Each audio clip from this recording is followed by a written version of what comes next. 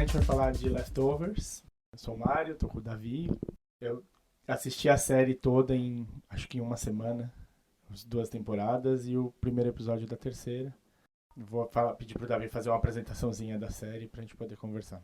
Leftovers é uma série da HBO que estreou em 2014, criada pelo Damon Lindelof e pelo Tom Perrotta, que é o autor do livro em que se baseia a série, a primeira temporada pelo menos.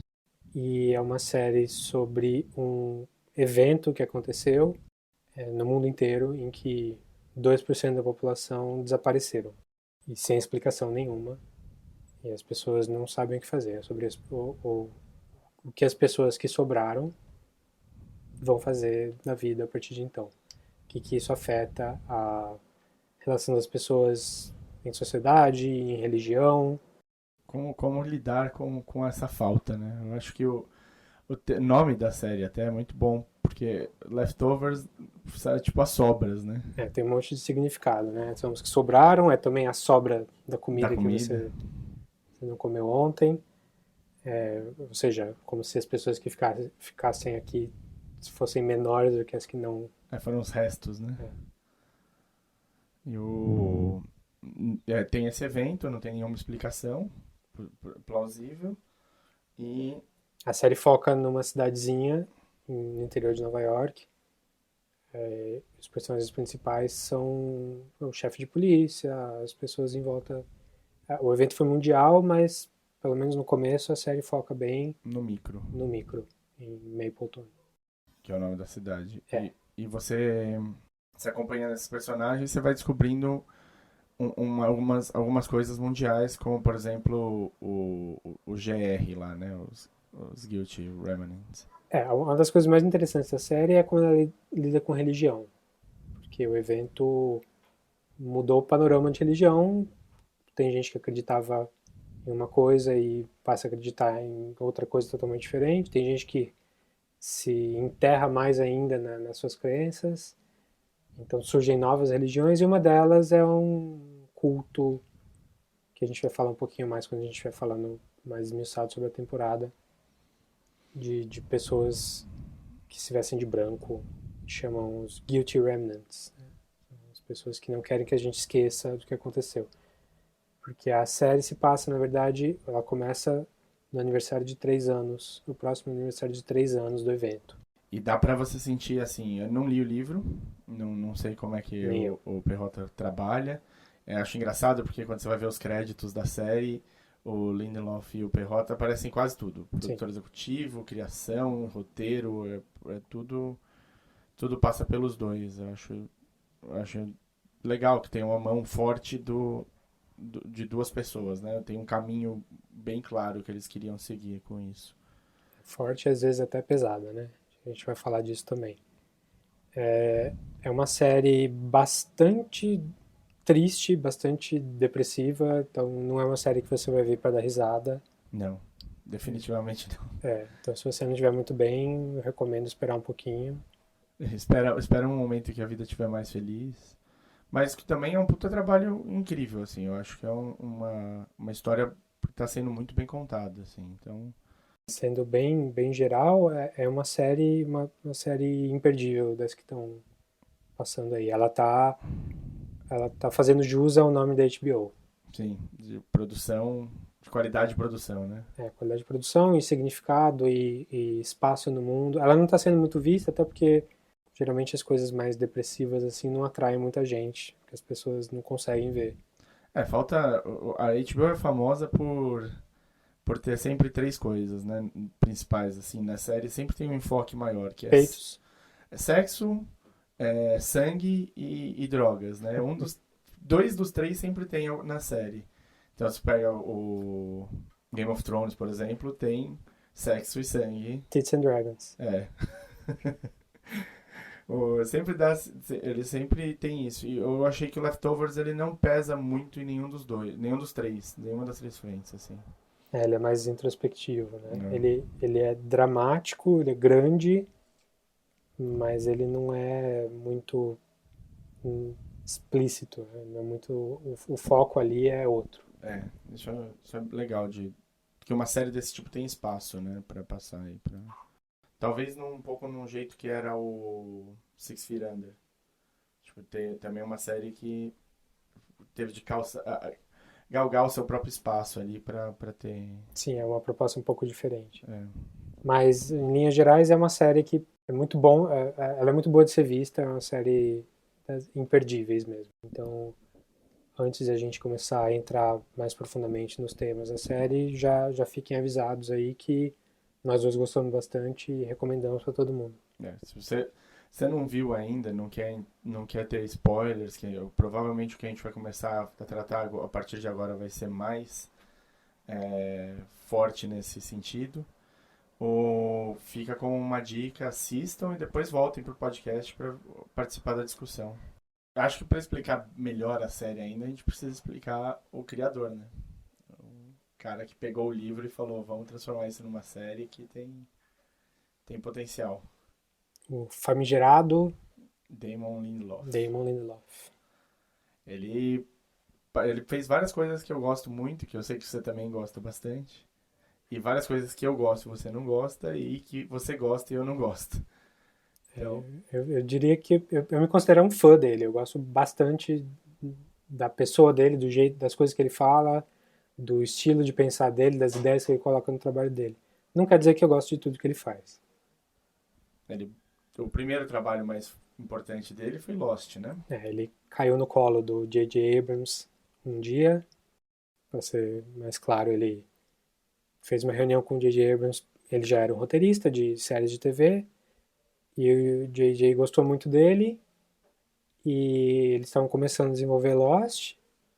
E a história é que o J.J. Abrams tinha muita coisa para fazer naquele primeiro ano lá de 2004, na primeira temporada de Lost, e ele deixou a série na mão do Damon Lindelof, que teve que chamar mais um produtor para ajudar, que é o Carlton Cuse, que virou a dupla dos dois. Ficou a série inteira, A né? série Na mão inteira. deles. E o J.J. Abrams, como tinha muita coisa para fazer, a saber, o Mission Impossible 3 e mais para frente o Cloverfield e todas as coisas que ele fez ali em 2004, 2005, que Lançou a carreira dele lançou a de carreira vez. para cinema mesmo. Era o primeiro filme dele, né? Missão Missão Impossível foi o primeiro filme mesmo. Então ele largou a série na mão dos dois. Eles tinham feito só um outlinezinho ali para saber mais ou menos como eles iam levar a primeira temporada, mas nada além disso. Fato é esse que eles mentiram a série inteira dizendo que eles tinham Tudo programado. tudo programado, mas depois eles mesmos já disseram que não é verdade. Talvez por isso tenha chateado tantas pessoas, porque elas foram pelos enigmas, né? Pelos mistérios e E, na verdade elas tiveram um estudo de personagem, que era o começo da série mesmo. Né? A série desde o começo era sobre o que as pessoas faziam na ilha versus como o era que antes. elas faziam antes, como que elas chegaram ali. Sim. E no final a série ficou sobre isso, e não sobre o Uma porquê série que o urso sobre polar, personagens. porque que o urso polar tá na ilha, etc. Depois do Lost, ele trabalhou com um filme bem ruim, que é o Cowboys and Aliens. Ele fez o screenplay do filme. Então, acho que, como é bem fraquinho mesmo, era pra ser um filme só divertido e sem querer passar muita coisa, mas ainda assim ele errou um pouco. Eu acho que já podemos passar pro próximo, que é onde teria um debate maior, que é o Prometheus. Prometheus, defendo Prometheus até a morte, quer dizer, mais ou menos. Prometheus foi, eu acho que o primeiro grande roteiro que ele escreveu, assim, que fez bastante sucesso, mas também foi bastante controverso. Eu gosto bastante do filme. Eu entendo os erros que ele tem, eu entendo como os personagens são cientistas super inteligentes, eles tomam atitudes estúpidas, e eu reconheço isso e acho que podia ser melhor mesmo. Mas eu acho que o filme compensa muito pelas discussões que ele levanta em questão de religião, de quem somos nós, por que estamos aqui, Criação, né? de criação, e que é um tema recorrente da carreira do Lindelof, né? Que tá no Lost super forte, que é um dos primeiros episódios chama Man of Science, Man of Faith, né? Que é a dualidade ali do Jack, que é um médico, com o Locke, que é um believer, né? um believer que teve uma cura milagrosa na ilha. E isso tá em todas as coisas que ele faz, inclusive no Leftovers. Prometheus pra mim não funcionou tanto, assim. Eu não sei se foi porque o hype na época tava grande, então é o Ridley Scott voltando pro mundo do Alien, de certa maneira. Os atores todos eram muito, muito bons, eu não sei. Eu tinha acabado também de traduzir um livro do Von Däniken, que é o cara que escreveu Eram os Deuses Astronautas. Então isso estava muito na minha cabeça, assim, tava muito... Então quando eu vi o começo do filme, eu falei, pô, eu já vi isso antes. Você achou não muito original? É, o mais legal, acho super. Tipo, hoje em dia, olhando pra trás, eu falo, não, tem seu valor ali, tem uma novidade que tava. Que talvez pro mundo do cinemão, assim mesmo, não tivesse sido feito. E é legal colocar como ideia.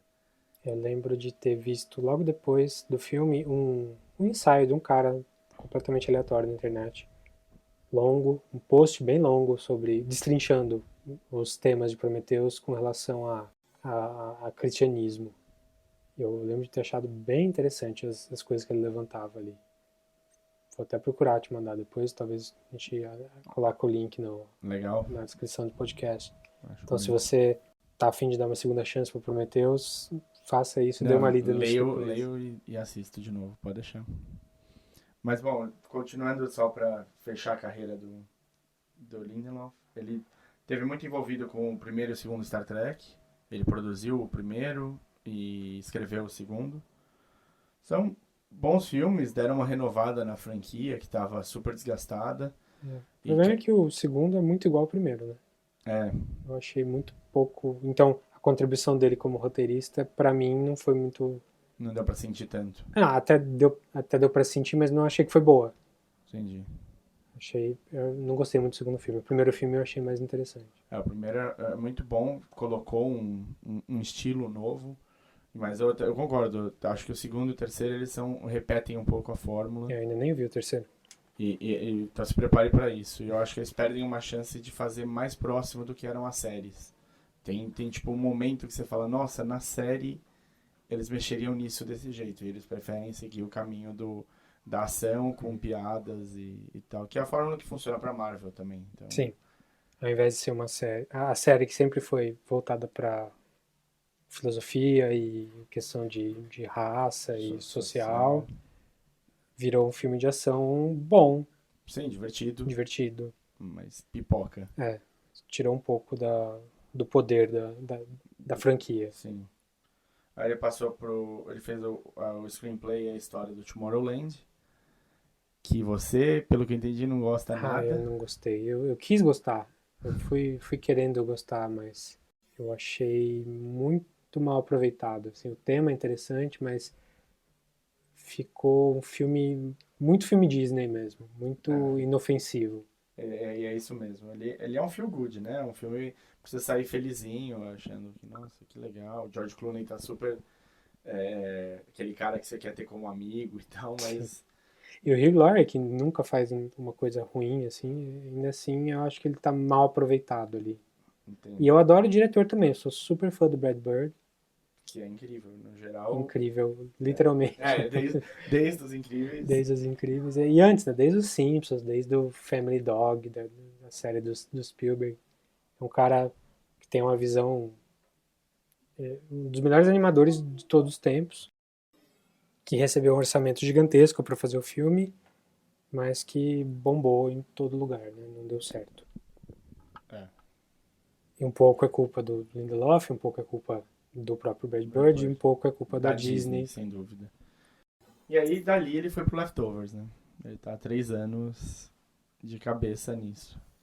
Mais uma vez, é uma série super autoral, né? Uma série que dá pra ver a mão do produtor em todos os episódios. É uma história só, não é um time de roteiristas criando um universo, cada um separado. Parece que tem tudo à mão do criador ali, Sim. no caso 2. Bom, talvez para entender melhor a mão dele, como funciona na série, seja melhor a gente falar da série direto, né? Vamos começar pela primeira temporada. Vamos lá. As temporadas são muito diferentes uma das outras, assim. Parece que vai continuar nessa última. É uma das grandes vantagens da série, inclusive. Sim. A primeira temporada ela apresenta alguns personagens principais, né? O Kevin, que é o chefe de polícia da cidade de Mapleton. A filha dele, a Jill, que tem uma importância menor, talvez, na primeira temporada e cresce um pouco na segunda. Não sei o que você pensa. Eu acho que ela entrou pra pegar os, os jovens, talvez. Pode ser, para pegar uma outra Audiência. faixa de audiência. Mas enfim, eu acho que ela é importante pra história, sim. Ela só não é o foco principal. Sim. Ela é, já que a gente já tá em spoilers, né? Uhum.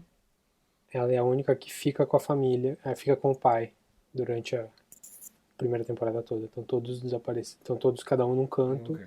Então a família mesmo, se mantém por causa dela e dele, né? A família do Kevin, quem é? Né? É ele, a Laurie, que era a esposa dele, mãe da Jill, e mãe do Tommy. Isso. Mas o Kevin não é pai do Tommy. A gente descobriu isso só agora. É. Eu acho que eles deixavam mais ou menos implícito. Eu nunca tinha notado. Desde o primeiro, acho que você vê um pouquinho que não era, mas ele trata como filho, né? Sim. Esses são os Garvey. Aí você não sabe no começo onde tá a Laurie, né? O que ela tá fazendo da vida, até você descobrir ela dentro dos Guilt Remnants. O que eu notei é que, eu revi o piloto agora, é que a gente não sabe que eles são um casal no primeiro No episódio. primeiro episódio. Fica o tempo todo mostrando até uma foto dela, uma foto em que ele dá um soco na foto e quebra de Lembra. raiva. Nunca aparece a cara dela. Você só sabe que que eles são casados quando ele vai nos Guilty Remnants e pergunta por ela. E aí ele até fala, I have to see my wife.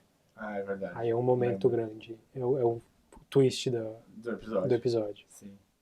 Mas eu nem lembrava disso também, só revendo pra notar. E os Guilt Remnants, que tem uma importância bem séria na série, acho que como um todo, assim. Às vezes diminui um pouquinho, mas quando eles voltam causando. O que você diria deles, assim? Acho que eles estão lá para explorar um pouquinho a questão de como os cultos aparecem, né? Como as seitas aparecem. Acho que não tem nada muito para comparar diretamente, mas dá para ver um pouquinho de Jonestown, daquele culto suicida dos caras dos anos Sim. 70 que tomaram veneno em todo mundo, dos cultos suicidas que tem no mundo inteiro, mas eles não são necessariamente suicidas, né? Eles só não se importam mais com a própria vida. Eles acham que o mundo acabou, também é uma fala boa ali em algum, não lembro qual episódio, que eles reconhecem que o mundo, não, eles estão ali como a sobra do fim do mundo. Não tem mais nada que comemorar. A única coisa que eles podem fazer é lembrar do que aconteceu até eles morrerem. Sim. E não deixar ninguém esquecer. E aí são dores diferentes, né, de cada personagem, porque cada um passou por alguma situação. E é engraçado, porque, por exemplo, uma outra personagem que acaba ficando cada vez mais importante na série é a Maggie, né? Uma personagem da Liv Tyler. E ela, teoricamente, ela não perdeu, eu não lembro, mas eu acho que ela não perdeu ninguém Na minha no cabeça, evento. a abertura da série, que é com a mulher no carro com o bebê, que ela coloca o bebê no carro É. e o bebê some. Ah, lembro, a primeira cena Primeira cena do filme, da da série. série. Na minha cabeça, até eu rever, era a Liv Tyler. Ah, entendi, como se ela tivesse perdido o bebê. Mas revendo vi que não é, e ela tem outras origens, né? Eu não como eu não revi todos os episódios, eu revi o primeiro e o final da primeira, eu não lembro exatamente qual é a origem dela. Como eu assisti tudo de uma vez agora, pra te alcançar, assim, ela tem um namorado, acho, na época, e ela é meio contra. No primeiro episódio, principalmente, ela bate numa das mulheres do Guilt Remnants, né? Que tá na porta da casa Sim, dela. isso eu lembro. Parece que é bem... ser muito pesado pra ela isso. Mas eu não lembro o trauma dela, quem que ela perdeu. Ela perdeu... A mãe dela morre no restaurante quando elas estão conversando sobre o casamento. É verdade. Ela morre no dia anterior ao sumiço das pessoas. Ela morre no dia 13 de outubro. E ela tá numa fase super ruim na época, tipo, ela tá almoçando com a mãe e indo no banheiro cheirar. Sim. Então ela ficava saindo toda hora pra cheirar e a mãe querendo ajudar com o casamento, pedindo pra deixar ela pagar e tal. Aí numa das vezes que ela levantou pra ir no banheiro, a mãe tem um ataque cardíaco e morre. Isso. E aí no dia seguinte tem o desaparecimento das pessoas. Como é que é o nome mesmo do evento? Tem um nome, né? Departure. The Departure, isso aí. E aí é interessante que acho que no final do primeiro episódio mesmo, ou no segundo episódio, ela já entra pro GR, né? Ela já vai pro Guild Eles Remnants. fazem um bullying nela, pesado, e ela acaba caindo na deles. É. Porque ela tá deprimida demais pra continuar. Bom, além dela, tem de mais importante como personagens pra gente citar, o Matt e a irmã dele, a Nora. O Matt é um reverendo da cidade, é um pastor, e ele não lida muito bem com as pessoas meio que santificando praticamente os que sumiram, né? Ele sai numa cruzada pra desmascarar todas as coisas ruins que as pessoas fizeram. Sim, As eu, pessoas que sumiram fizeram. ele quer provar que elas não eram santos, que elas não eram melhores do que ninguém. O que é fácil de descobrir se você percebe que o Gary Busey foi um dos que sumiu. Uma das piadas recorrentes da série. Bom, e a Nora, que é a irmã dele, também tem ela passou pela provavelmente a pior situação de todos, porque ela perdeu a família inteira no evento, né? Marido e 2 filhos, né? É. Ela tem um arco super interessante, né? Porque ela é meio uma pessoa de fora do círculo familiar, dos Garvey e tal, e acaba. E não tem um contato direto, né? Ela vai ter o primeiro contato com o Kevin, acho que no terceiro episódio, alguma coisa assim. Acho que eles se veem no primeiro naquela comemoração do aniversário, né? Mas eles não interagem. Depois ela vai entrando devagarzinho, né, na história. Ela aparece aqui, aparece ali, e de repente ela tem um date com o Kevin. E aí a coisa desenrola a partir daí. Você lembrou muito bem antes da gente estar gravando que o outro personagem que não dá pra ficar sem falar é a Patty, né? Que é a líder dos Guilty Remnants na primeira temporada. É. Ela também tem um arco bem legal. É uma personagem super complexa, né? Ela tem o histórico dela que a gente só descobre bem mais pra frente na série. É super interessante pra quem ela vira e tudo mais. Sim, Acho. até ela nem precisa estar lá fisicamente para ser uma peça importante na história toda. Sim. Até porque eu acho que provavelmente a segunda temporada quase inteira ela não tá, né? Fisicamente. Fisicamente. Acho que depois do próprio evento do Departure lá que as pessoas sumiram, a coisa mais importante que acontece na série toda é por causa dela. Todas as coisas acabam girando em torno dela De uma maneira ou de de outra, uma né? maneira ou de outra. Ou seja, guiando os Guilty Remnants mesmo, ou ela mesma com o Kevin e as coisas que ela faz com ele Sim. acabam alterando a história toda. Eu não sei, eu também. Eu acho que ela vai. A importância dela é até o penúltimo ou último episódio da segunda temporada. Aí a Meg, de repente, tem uma atitude que muda bastante o jeito que as coisas estão na série, né? Sim. Mas bom, a primeira temporada é sobre o que pra você? O que você sente nela muito? Eu acho que a primeira temporada ela precisa acontecer do jeito que aconteceu, mas ela não chega aos pés do que aconteceu na segunda. Eu acho que na primeira temporada os temas eram mais vamos colocar que quais são o impacto, qual é o impacto mais direto desse tipo de evento. Então eles vão falar muito de desespero, de culpa, Sensação de abandono. de sensação de abandono das pessoas, de sensação de abandono de Deus, Sim. de, de não se adequar com dentro da sociedade do jeito que ela está, de não achar que essa sociedade vale a pena se adequar. Fala muito de luto Muito. das pessoas que perderam e se vale a pena você ficar remoendo aquela memória ou se vale a pena você Deixar ela pra deixar trás. para trás e viver a sua vida. Lidando muito com culpa e com punição Acho que Isso é bem religioso, né? Isso é sim, bem... pois é. Acho que os Guilty Remnants são uma face bem forte disso, em que eles se punem com cigarro, até tem a plaquinha lá, nós não fumamos porque nós queremos, nós fumamos para não esquecer, alguma Alguma coisa coisa assim. assim, sim. Então, E o legal dos Guilty Remnants, que pra quem ainda não acompanhou muito, é que eles não falam, né? Eles só escrevem. sim, espero que você já saiba disso. Se você tá nesse momento, é verdade, é melhor que você saiba. Acho que a série entra bastante em detalhes sobre como que a sociedade não está preparada para um evento como esse. Na verdade, nunca ninguém vai estar. Na Mas, verdade, nesse caso específico, eu acho que assim, talvez estruturalmente a gente até tivesse preparado pra sumir 2% da população, mas 2% não é muito, né? emocionalmente, Mas isso arrasa nossa, o mundo inteiro. acabou com o mundo. Então, o que eu acho que, não li o livro também, mas me parece que o livro, essa deve ser a temática do livro, como que uma coisa inexplicável, que é relativamente pequena em termos objetivos, pode ter um impacto tão grande na sociedade. Sim. Mas a segunda temporada não é exatamente sobre isso, né? É. Assim, só pra focar uma última coisa da primeira temporada que eu acho que é muito legal do estrutura de série, eu gosto muito que eles perdem o tempo certo em fazer um episódio sobre personagens que no início não são principais. Por exemplo, o episódio do Matt, que é o terceiro, quando você tem um episódio inteiro focado nele, ele não é um personagem que você fala, nossa, esse cara é importante na série. Ele vira a partir daquele ponto ali, aí você começa a entender ele mais. Sim, ele é um grande personagem.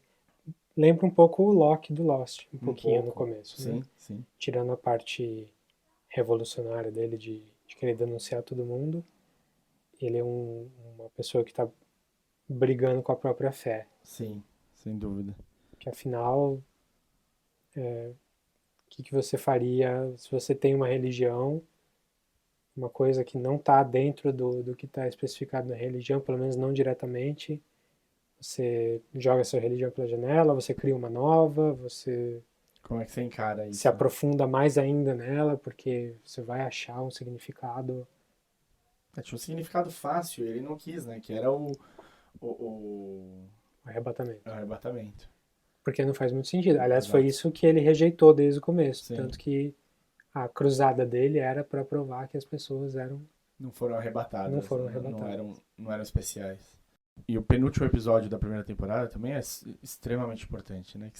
Que ele é no passado inteiro. Antes de acontecer o evento, exatamente antes. E aí você descobre, você vê a vida de casado do Kevin com a Lori, você vê como os filhos funcionam na época. Eu acho muito legal. Eles terem esse tempo. Eles pegarem e perderem um episódio inteiro pra mostrar um personagem só, ou perder um episódio inteiro pra mostrar uma coisa do passado que é super importante pro resto da série inteira. Assim. É mais um resquício do Lost ali, que também fazia uso pesado de Flashback. flashbacks. A questão é, nada disso é sutil. Não.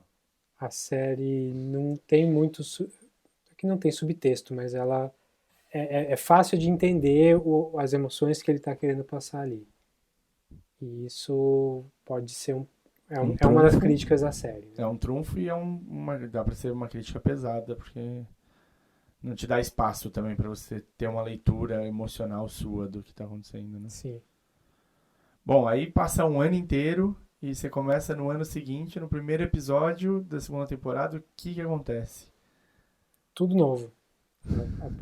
A sequência de prólogo é na pré-história, com uma história que me lembrou muito alguns dos filmes dos irmãos Coen que eu mais gosto, principalmente o A Serious Man, que ele começa com uma alegoria que não tem relação nenhuma direta com a história, mas que fala dos mesmos temas da história. Então é uma história que acontece na pré-história com uma mulher que fica em que toda a comunidade dela morre no desabamento e ela fica com o bebezinho dela para sobreviver sozinha Sozinho. até que até que ela acaba sendo picada por uma cobra e morre.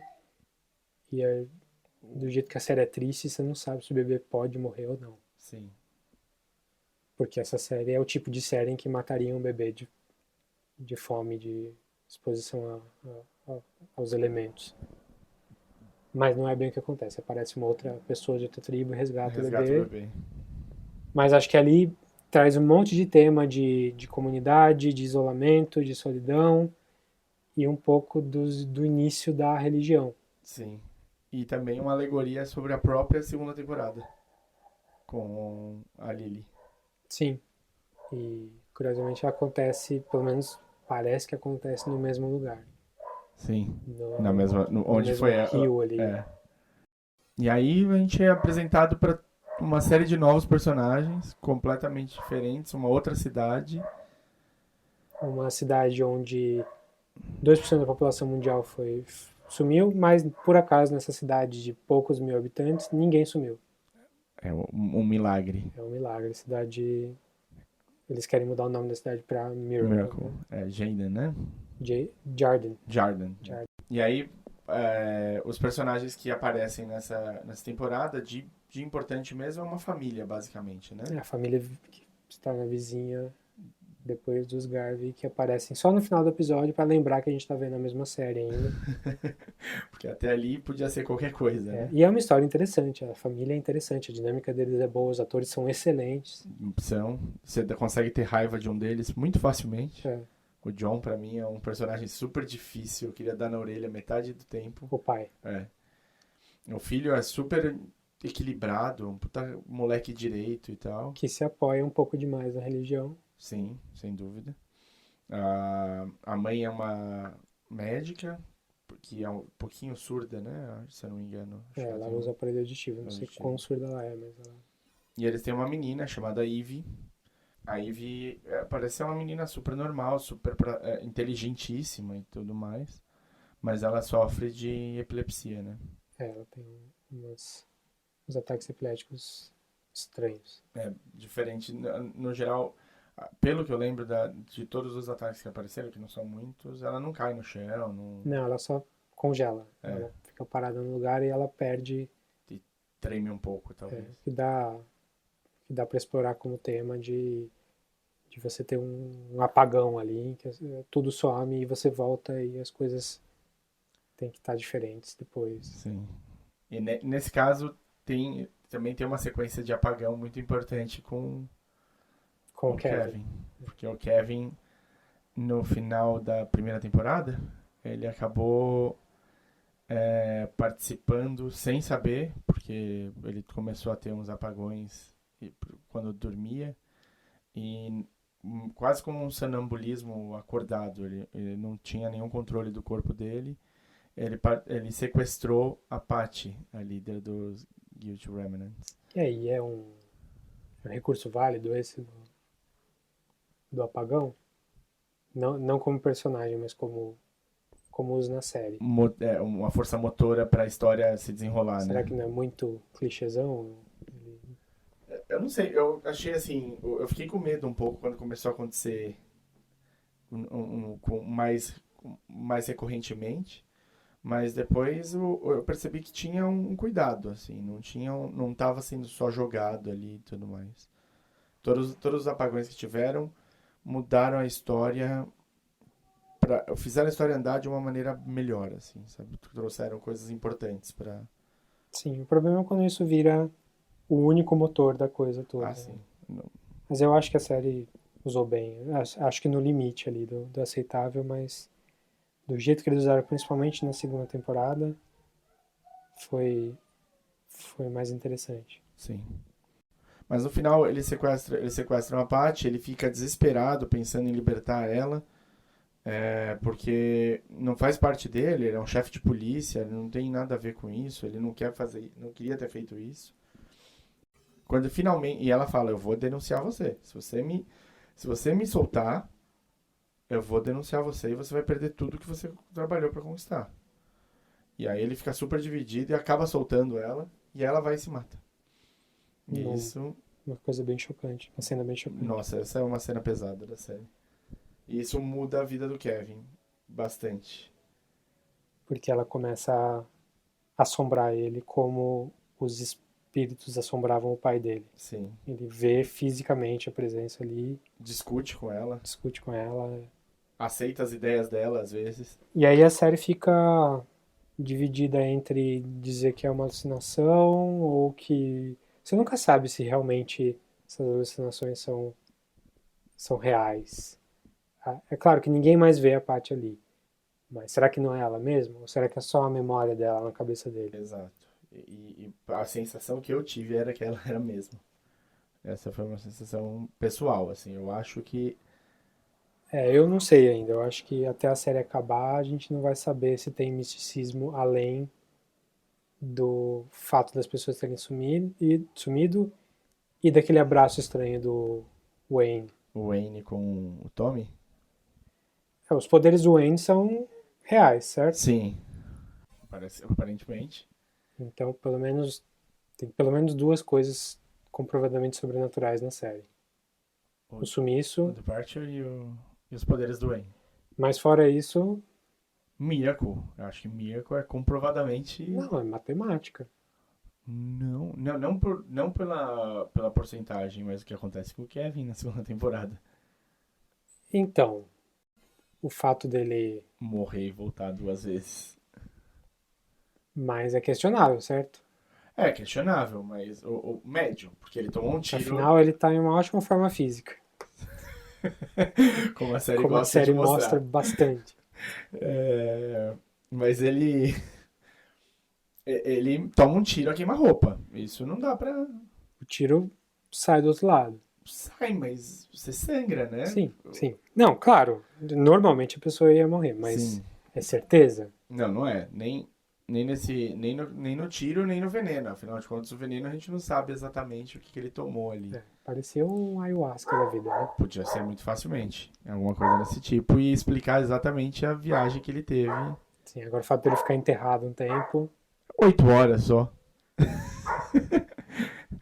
É bom, não dá pra... E dele ter pulado no rio e, por acaso, ter Um um terremoto. terremoto de fracking lá e drenar aquele trecho do rio. Nossa, é. Assim, Então tem muita coincidência. dá pra explicar? Dá, mas que o sobrenatural, assim, seria muito mais fácil. Quase que com certeza, assim. Até porque a série meio que pede isso, né? Ela tá caminhando pra uma coisa que tá ficando cada vez mais difícil de você não colocar o sobrenatural, o místico na conversa, né? Mas como as pessoas reagem a essa coisa sobrenatural, acho que é mais interessante. Sem dúvida, sem dúvida. Até porque essa segunda temporada toda é menos sobre o evento e mais sobre o que acontece vários anos depois, né? Foram 4 anos depois, no caso, né? Do evento. Do evento. E aí a gente está vendo, principalmente nessa cidade em que tudo é novo, uma coisa muito parecida com o que aparece, sei lá, na Bíblia. Com as pessoas procurando direção em qualquer canto e eles começam a se formar grupos religiosos que, por uma referência mais secular, é tipo o mundo ou a vida de Brian. Sim, seguindo qualquer Messias ali, o chinelo do Messias, Opa! eles estão idolatrando. Aquele pessoal todo que fica ali na porta da cidade que não pode entrar, acampado. Sim, a cidade ela tem uma proteção, né? Pra não permitir que as pessoas entrem. Tem Virou todo um parque nacional. Né? Sim. E ela continua ganhando motivos pra ser chamada de Miracle, né? Porque a passagem do Matt nessa segunda temporada com a mulher dele também é bem importante. A gente pode até duvidar de algumas coisas que aconteceram com o Kevin e falar, não, a bala entrou e saiu, pode não ter sido veneno, o menino pode ter enterrado ele meio raso. Não faltam coisas que a gente pode tentar criar, né, pra essas coincidências. Mas a Mary também, a esposa do Matt, saiu do coma que ela tava na cidade. Coma, né? É um estado catatônico e ela deu Eu uma acho engraçado acordada por um chamarem de dia. coma. Ela deu uma acordada por um dia, Fez sexo, fez sexo e engravidou. e isso traz um monte de outras questões de colocar o Matt em situação, porque ninguém acredita que ela acordou, todo mundo acha que ele Abusou da própria mulher. e coloca ele numa posição de rejeitado na sociedade. Sim. E ele é expulso e ele acha que isso é Uma aprovação que uma ele tem que... aprovação que não só que ele tem que passar, mas que ele tem que sofrer. Então é que ele se acha comparável a Jó, né? Ele fala bastante de Jó no livro. Até quando É o livro favorito dele? é o livro favorito dele que ele fala para Pra mulher mulher que vai que fazer vai um dar quiz com ele. dinheiro, quando ele vai pedir dinheiro para contrabandear a mulher para dentro de novo. Então ele acha que ele tem que ficar para fora para que a mulher dele fique para dentro.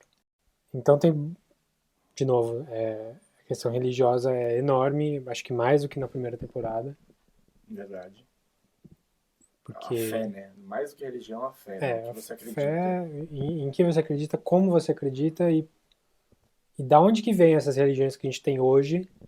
Se você voltar 2000 anos para trás, você vai ver que talvez elas tenham um começo tão frágil quanto o O que que a a gente gente tá está vendo. vendo na série. É verdade, Então, às né? vezes foi um acontecimento inexplicável que as pessoas começaram a colocar importância demais e acharam que era tal coisa, devia ser assim e virou uma religião. E aí, de repente, cada jeito que uma parcela da população enxergou esse acontecimento, criou uma religião Sim, diferente, né? Um jeito diferente de encarar. a gente viu isso um pouco, né? Eu até viu bastante na primeira temporada, mas acho que viu mais a segunda. Na primeira tinha muita questão do Wayne lá, do místico que curava O as Holy pessoas, Wayne. Holy Wayne, curava as pessoas com um abraço, em que ele em que virou um culto institucional em volta dele, né? As pessoas tinham pessoas trabalhando para ele e Ele engravidava mulheres pra é, ter... Ele engravidou... A gente conhece na a série, coreana lá, ele engravidou duas meninas. A gente só acompanha uma. E ela tá sendo protegida pelo Tommy.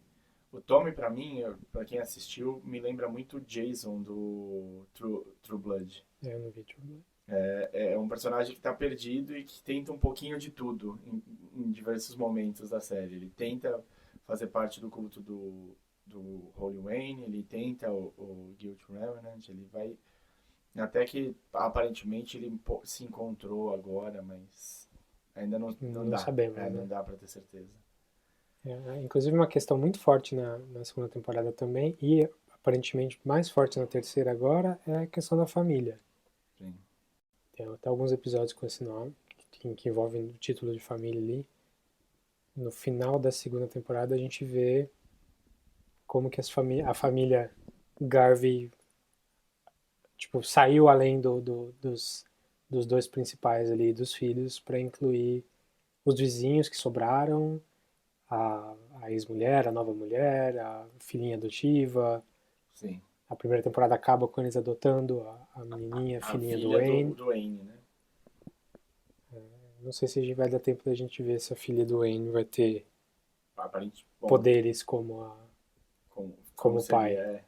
Até porque ela sumiu na terceira. Exato. A segunda temporada tem uns episódios importantes pra gente falar. Tem o meu preferido da série, que é o episódio que se passa todo dentro de um sonho, delírio ou de uma experiência pós-morte, Pós-morte. em que ele acorda no hotel Ele é um e assassino. ele na verdade ele escolhe ser um É assassino dentro verdade, das pela roupa que ele possibilidades. pode se vestir, né? O episódio inteiro ele é praticamente separado do resto da série e ele é como todo bom episódio de sonho, cada detalhe dele tem um significado maior para a série.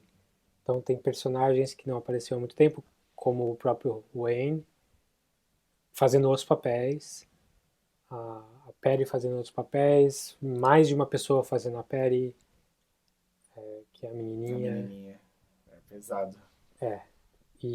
Então, cada detalhe do episódio tem 1000 subtextos ali. Então, se a série tinha não tantos subtextos antes, porque a mão era pesada, eu acho que nesse episódio é o oposto. Eles conseguem colocar uma série de coisas que te deixam pensar, né? Que deixam você fazer sua própria leitura. Sim, e eu acho, me parece, pelo que eu já ouvi o Lino lá falando, não ouvi especificamente esse episódio, mas eu já ouvi ele falando quão fã ele é do Sopranos. E o Sopranos é famoso por ter alguns episódios de sonho muito malucos desse jeito, assim, de você mudar de identidade, de acontecerem coisas que você tem que destrinchar depois para tentar entender. Eu acho que a gente podia depois, uma vontade pessoal minha, a gente podia fazer um especial de Sopranos. Um só? Ou 5, um por temporada, sei lá. 6. 6. Eu tô super aberto. Sopranos pra mim é a melhor série pra mim de também. todos os tempos. É foda. E faz muito tempo, eu só assisti uma vez. Então eu não. Acho que eu vi umas 3 já, pelo menos. Eu preciso rever pra. Acho que vale a pena. Então, mas a gente pensa depois. Então, o Lindelof abraçando a HBO aí e os. Eu falo das referências dos Sopranos, porque nesse episódio mesmo, no final, quando ele morre a segunda vez. Ele morre no último episódio, né? Então, no episódio seguinte que ele morre, que ele toma um tiro, ele vai parar no hotel de novo, ele tem que cantar um karaokê. Sim. E uma das músicas que aparece na roleta pra ele cantar é Don't Stop Believing, do Journey. Sim. Que quem não viu Sopranos não se preocupe, não vou falar de spoiler, mas ela aparece bastante em um momento muito importante da série. Eu acho que ela não tá ali à toa. Apesar dela não ser cantada, ela só aparece no fundo. Eu acho pessoalmente que é mais um nodzinho pra série, uma homenagem. Falando em música na série, eu sinto. Tem uma importância engraçada a música nessa série. Assim. Eu não sei quanto que você reparou, mas. Algumas coisas. Eu quase pulei da cadeira quando eu ouvi a versão de Nothing Else Matters do Apocalíptica, que é só instrumental. Que não é uma música conhecida, nem famosa, mas é uma música que fez parte da minha adolescência, pelo menos, então eu reconheci na hora. Achei bem interessante. Mas tem muita referência musical interessante, né? Tocam músicas até famosas, que geralmente não acontecem em séries, porque música é cara. E eu acho que eles fazem um bom uso da trilha, assim. Eles têm aquela musiquinha de piano que é uma constante, de uma hora você começa... Eu acho que eu sonhei com essa música depois de um tempo. Eu vi o primeiro episódio, a primeira temporada em 2014, né? O Daniel, meu filho, nasceu em 2014. Então eu vi antes. Agora que eu fui rever, aquela primeira cena do primeiro episódio do bebê sumindo bateu muito mais forte e entrou a música, essa musiquinha desse piano com essas 2 notas. São só 2 notas. Sim. Aí você, nossa, bateu fundo. Hold on. What do you think? There's a button, a red button. Yeah, honey. It's okay, baby. Yeah. It's a red button. You just, oh my God, just press it in with a pen or something. Oh, it's perfect. It'll start back up. Okay, I'm in the car right now. Can you make the formula? I'm gonna be home in...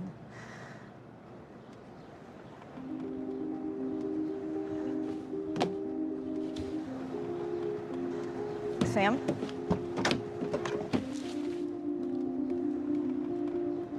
Sam? Sam? Sam? Sam? Daddy!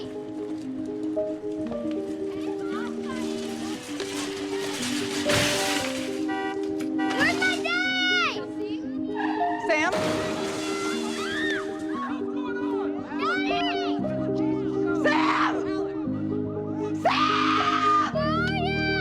Smuggled right into that car seat. He was right here. He was right in that car seat. Sam, where are you, Sam? Sam, where is he? He was right in there. I don't understand. Please call the police. Call 911. He was right in there. Sam, Sam, Sam, Sam, Sam. E a música é super na cara, não tem sutileza nenhuma a música. A música drama, triste, é pra você chorar, mas eles usam bem na série. Mais na segunda temporada do que na primeira, acho que eles usam melhor. Mas... Eu acho que dá um pulo, né? A primeira temporada é muito boa, é uma série boa, mas a segunda temporada ela vai para um outro patamar, assim. Acho que dá pra ver bem isso na abertura. Sim. A abertura da série muda, da primeira, né? a abertura da série da primeira é super grandiosa, importante, tem vitrais animados lindos, eu acho super bonita. E uma música orquestrada, pesada, dramática.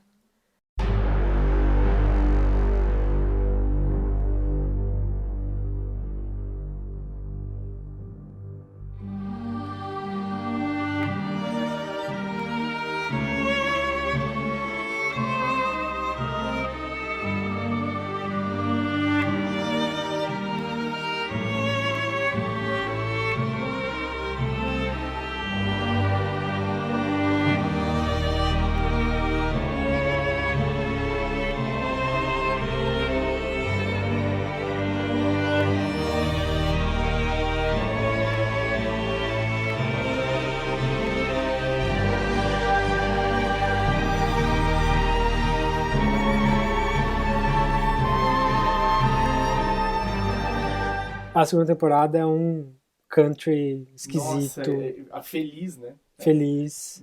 Eu tinha uma dificuldade pra lidar com essa música. Quando começou eu não sabia se não tava gostando não, mas agora numa revisitada eu Bom, eles estão no gostei Texas, né? bastante, sim. Mas não é necessariamente uma música texana, é só uma música com um clima totalmente Diferente diferente. da série, sem dúvida.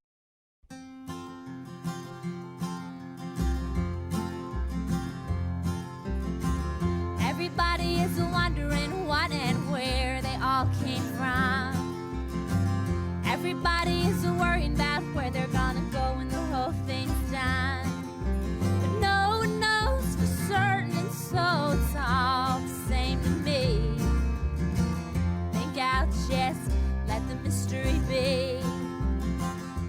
E as imagens também são imagens que são bonitas, mas não são bonitas dramáticas. Não, são bonitas, assim, um quadro seria bonito dessa imagem. Sim. Acho que deu o tom bem, assim, parece que foi uma evolução. Tá, agora vocês entenderam o que é o bruto dessa coisa, e agora na segunda temporada a gente vai esculpir uma coisa um pouco mais bem arranjada. E agora a gente vai entrar na terceira, né? E é a última temporada. Terceira e última, nem sei quantos episódios vão ser, não sei, não vão ser 10, né?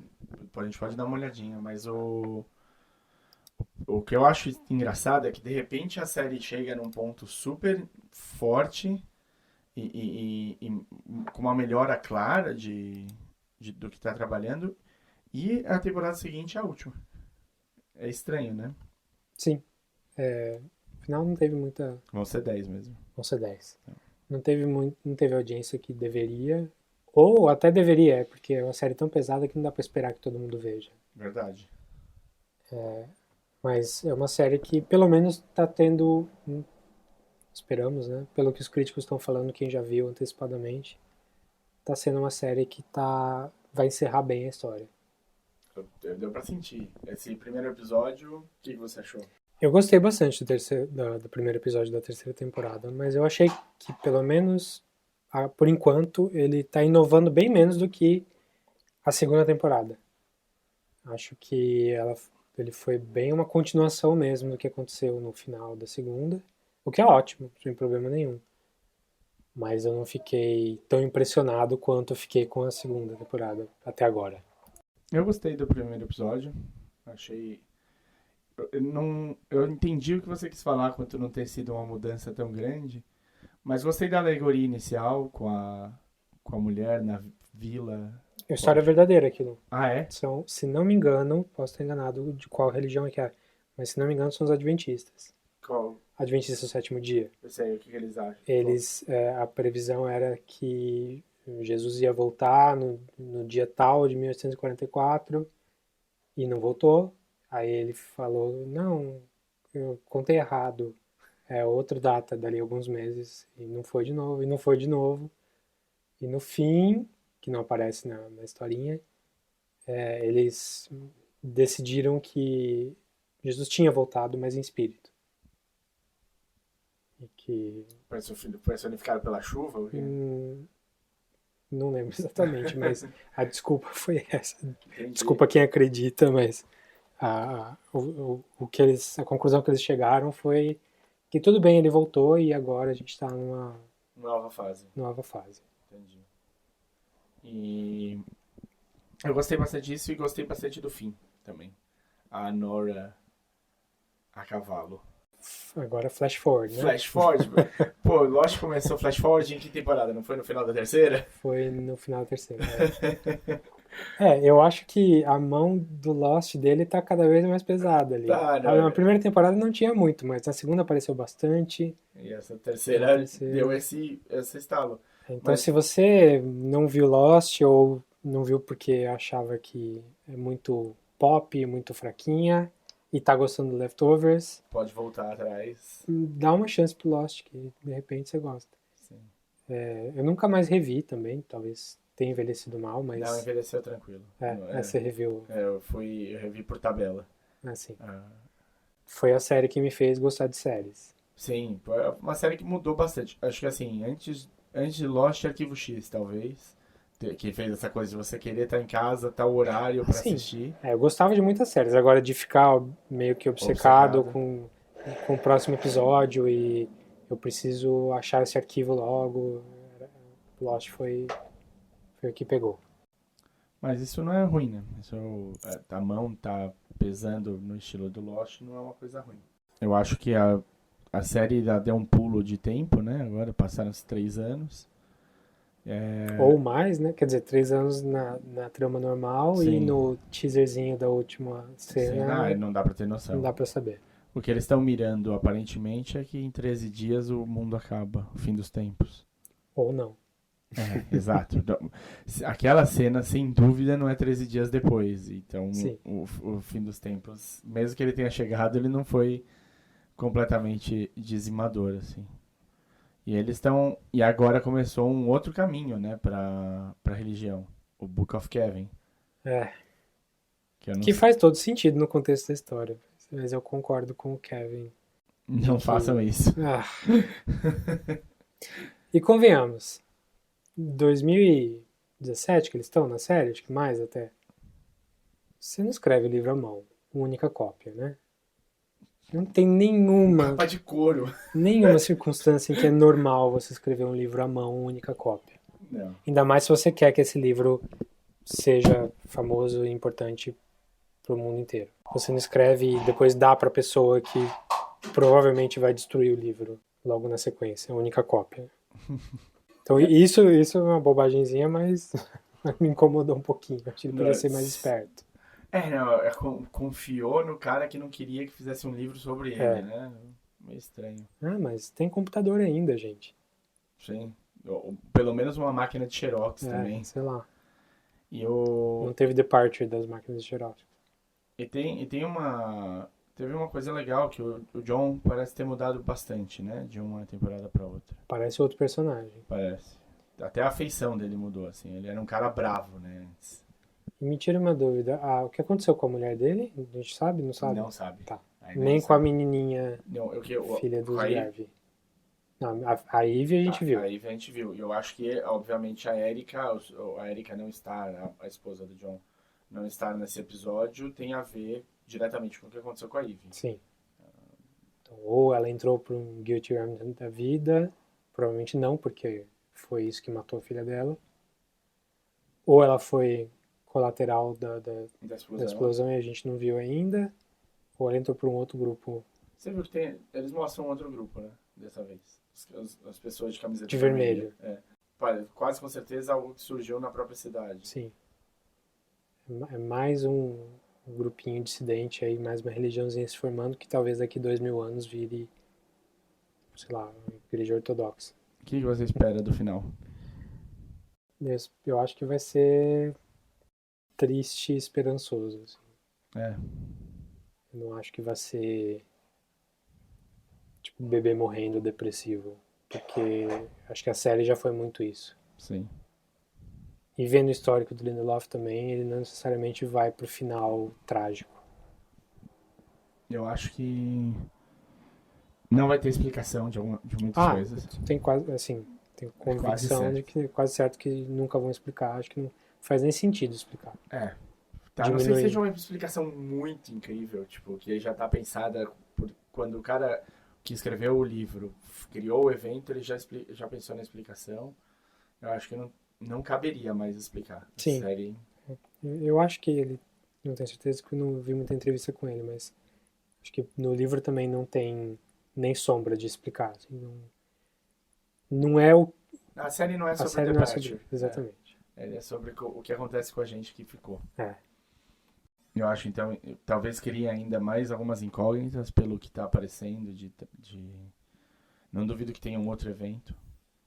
Eu acho que não vai ser nada desse tamanho, não. Eu acho que também diminui o efeito do primeiro. Verdade. Porque aí vira um padrão. Verdade. Mas pode ser um evento feito pela mão humana. Bom, aí sim. Aí governo. Afinal, a gente já viu que Uma cagada qualquer de um grupo. Eles mandaram um míssil ali e esconderam a história, né? Sim. Então isso é quase certo que não aconteça. Eu acho que vai ser um fim triste. Bem triste. Mas eu concordo com você. pela imagética que ele mostrou no final, né, desse primeiro episódio, a sensação que me dá é que vai ter um fio de esperança ali, um silver lining. Ou um poço de luz. É, um hatch, assim, no meio da floresta. Então tá bom, eu acho que é uma série, por favor, vejam, dá tempo, eu fiz em uma semana, eu cheguei no 3-1, eu acho que se vocês tiverem um pouquinho mais se a série pegar vocês, não vou dizer em uma, mas talvez em 2 semanas vocês façam numa boa e vale a pena, é uma série das que estão passando realmente. Fica com alguém próximo de você enquanto você estiver vendo, porque... Ou um cachorro, sei lá. ou um ursinho de pelúcia que você possa abraçar. Ou sai, dá uma volta, sei lá, vai tomar sol na praça, alguma coisa assim. Eu lembro quando eu assisti Dançando no Escuro, do Lars von Trier, no Sinusp, lá na USP. Um dos filmes mais deprimentes de todos os tempos, e eu saí e tava um dia de outono lindo, assim, na Praça do Relógio, aquele sol bonito. Te salvou a vida. Então me salvou a vida aquele dia, eu acho. Não, Dançando no Escuro, eu não gosto do Lars von Trier. Eu tenho muitas ressalvas quanto a eles. Tem, claro, um outro filme que eu falo, não, tá bom, ele acertou em cheio. Dançando no Escuro é um desses, assim, eu molhei a camiseta. Eu gosto dele. Foda. E esse é um dos que eu menos gosto, pra falar a verdade. É mesmo? É bom. Melancholia for the Win. É um cara super pra cima. Então tá bom, a gente volta a próxima série, a gente definindo de posta também e vamos terminar bem. É isso aí.